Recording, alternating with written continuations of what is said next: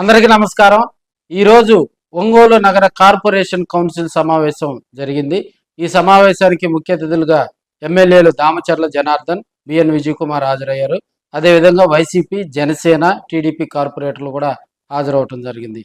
ఇక్కడ corporation council meeting అంటే ప్రధానంగా టీడీపీ, వైసీపీ మధ్య పోటాపోటీ ఉంటుంది. కానీ ఇక్కడ మెజార్టీ సభ్యులు గతంలో వైసీపీకి ఉన్నారు, ప్రస్తుతం టీడీపీకి ఉన్నారు. సో మెజార్టీ కార్పొరేటర్లు గతంలో వైసీపీకి ఉన్నారు, ప్రస్తుతం టీడీపీకి ఉన్నారు. సో కార్పొరేషన్ మీటింగ్ ఎలా జరుగుతుంది? అధికారంలో ఉన్న పార్టీకి అనుకూలంగా కార్పొరేటర్లు ఉన్నారు కాబట్టి పెద్ద హడావిడే ఉండదు.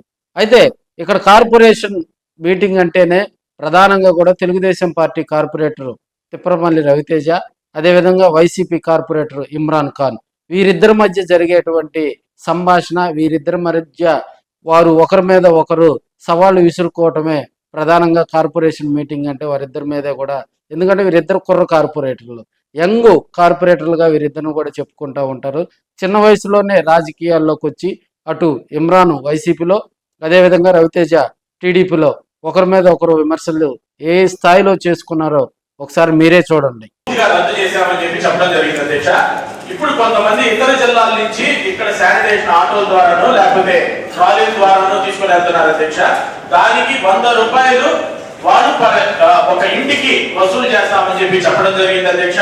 మరి కొంతమంది ఏంటంటే గతంలో 50 రూపాయలే కదా అని అడిగితే ఒక 10, 20 ఆటో ఇటో ఇవ్వండి అమ్మా అని చెప్పి చెప్తున్నారు అధ్యక్ష.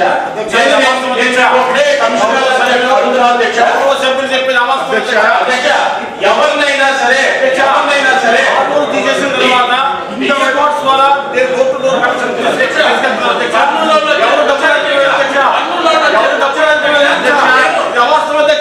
గౌరవ సభ్యులు వాస్తవాలు మాట్లాడారు అధ్యక్ష. అవసరాలు సందర్భంలో కర్నూలు వచ్చారు అధ్యక్ష.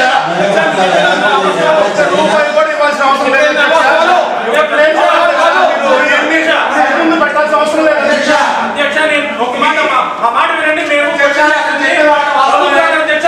కర్నూలు వచ్చారు అధ్యక్ష. ఆటోలో వాళ్ళ వైఫ్ అండ్ హస్బెండ్ ఇద్దరే ఉంటారు.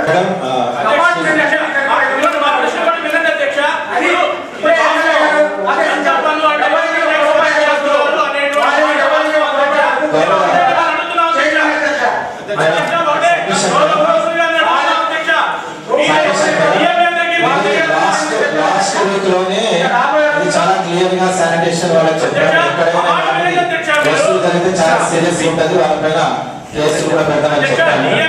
సో ఇప్పుడు కూడా చెప్తున్నాను,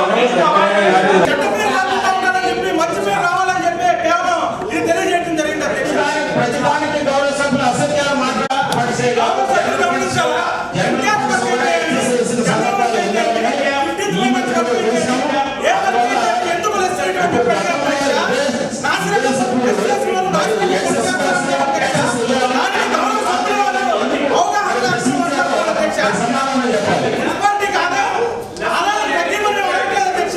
ఏదైతే వర్క్ జరుగుతుందో దాంట్లో క్వాలిటీ మెయింటైన్ చేయాలని అడుగుతున్నాం అధ్యక్ష.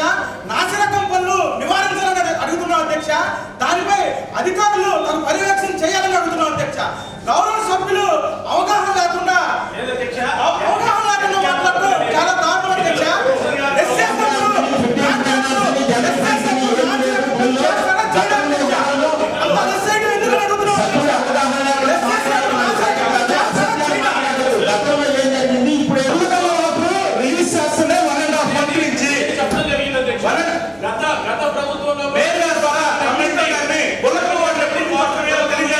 వస్తున్న నీరు గ్రీస్ గా వస్తున్న మాట వాస్తవం.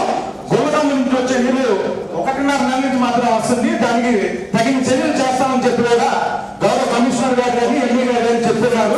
అసత్యం